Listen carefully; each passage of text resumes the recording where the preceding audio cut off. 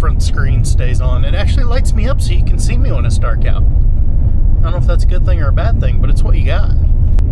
Oh, and after winds gusting over 50 all day yesterday, winter is back. Only for a very short time. I think it's supposed to be like 85 tomorrow.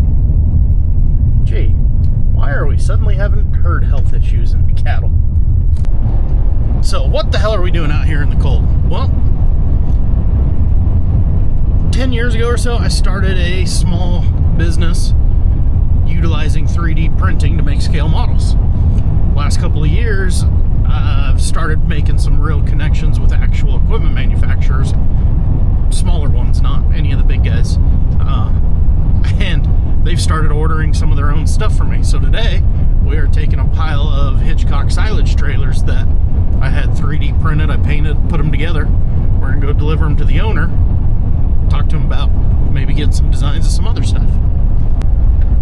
This was kind of one of those things. I started this company before I had kids and before we were that busy in the winter. You know, we didn't have manure spreader, stuff like that. So I was bored in the winter and starting to learn about 3D printing, and I was like, man, I could use that to make some cool pieces of equipment, like all the stuff I wish I had when I was a kid. So I make a lot of haying, a lot of silage stuff nobody makes. Go out and get measurements, send it off to a computer designer. He'll send me back a 3D file. I turn around and send that off to a guy with a 3D printer, and they send me back a cool thing. I don't know. I have some fun with it.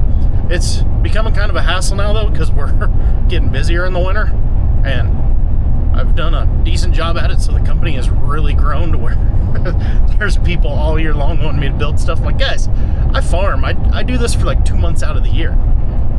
I only did this one because it's the manufacturer who sent me the dimensions of one of their trailers. I stopped at Hitchcock one day and asked the owner, I was like, hey, here's what I do. Any chance you could give me some measurements? And they sent me all the measurements. So I can't tell them no. But like some of the big ones I do, you know, all like belt trailers, I make a lot of their stuff. Hitchcock, I'm starting to make some of theirs. That's why I wanted to hand deliver all these today, so I could talk to them about maybe getting a few more of their models drawn up. Stinger bale movers, I work with them a lot. So something to have a lot of fun with in the winter, just keep from going insane whenever I'm not busy in a field. But yeah, we got a 2-hour drive. I hate this road. Potholes are so bad, but it's still safer than that freaking highway over there. Yeah, we got a 2-hour drive. Drop these off. We should be there around 8 o'clock-ish. Be back home hopefully 10:30. Maybe by then it'll be warm enough we can start spraying. I don't know. We'll see where the day goes. I mean, we just drove 2 hours up here. Might as well drive around for a minute and see what all they got here on the lot, shall we? Not too often you see this many Massey combines. I know it's a Harvest Crew, and I cannot think of the name off the top of my head. It's like All American Harvest or something like that, or American Harvesting. Interesting setup. Amazing how you just get out of our valley and the agriculture just changes. This dealership is like 3 times the size of ours. I remember reading about this train derailment and then forgot all about it. Brand new track and something went wrong. First time a train came down it, it all went bad. What a mess. What a mess. Guess I should specify it's an old track that was rebuilt. That line's been there forever. But recently a new company bought it, redid the track, and then something went wrong. 30 more minutes. We're almost back. There we go. Back in our little valley. Right at 10 o'clock. As you can see though, it's not that warm. Probably go shop for a little bit. See if there's anything there before I go get on a sprayer, because I'd like that to be about 10 degrees warmer before I start spraying. I was wondering what they did with the service truck. Back in here where it goes. Good gun pump. Oh, there we go. Time to spray. Alright, on today's we need a little bit of Roundup, a little bit of Flumi, a little bit of Gunsmoke, a little bit of Padlock. Padlock and Gunsmoke are just water conditioners. They're not actually chemicals going after anything. Use the Roundup to kill grasses, specifically in alfalfa right now, mustard. Flumi is our pre-emerge, prevent new weeds from coming up.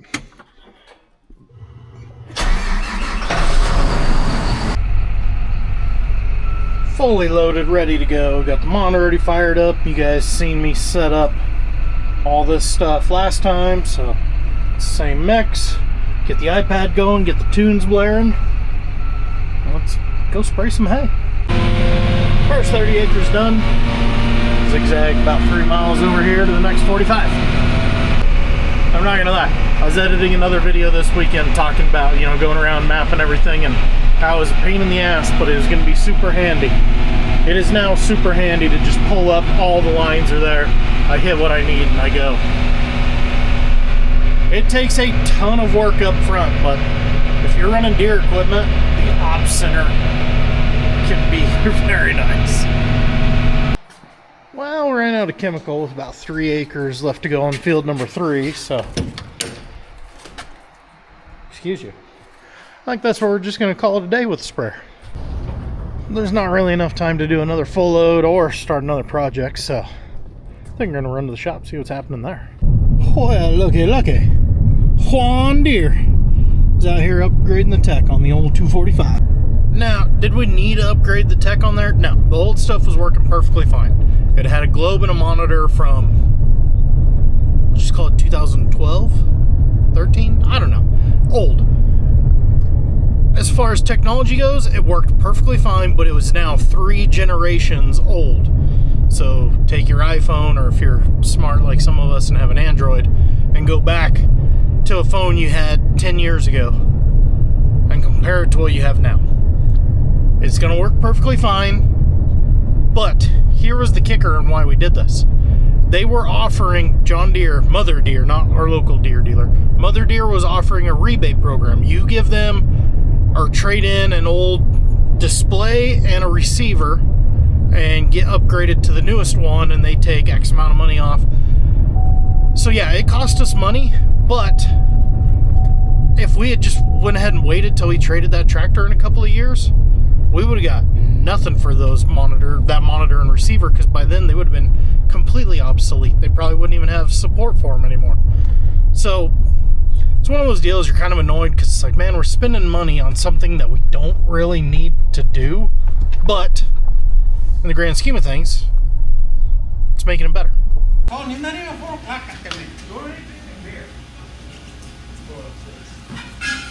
Where the fuck do you see a beer?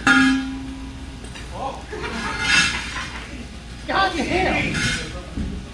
And I'll have you know it's after 4 o'clock, so it is beer time.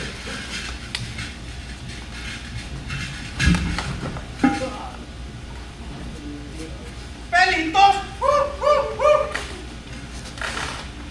San! Pelitos! Woo, woo, woo!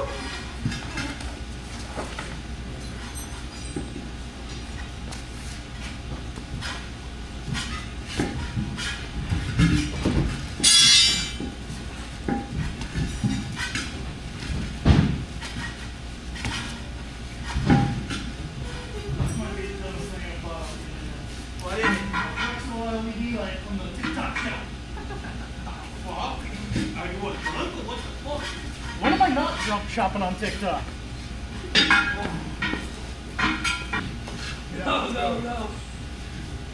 No.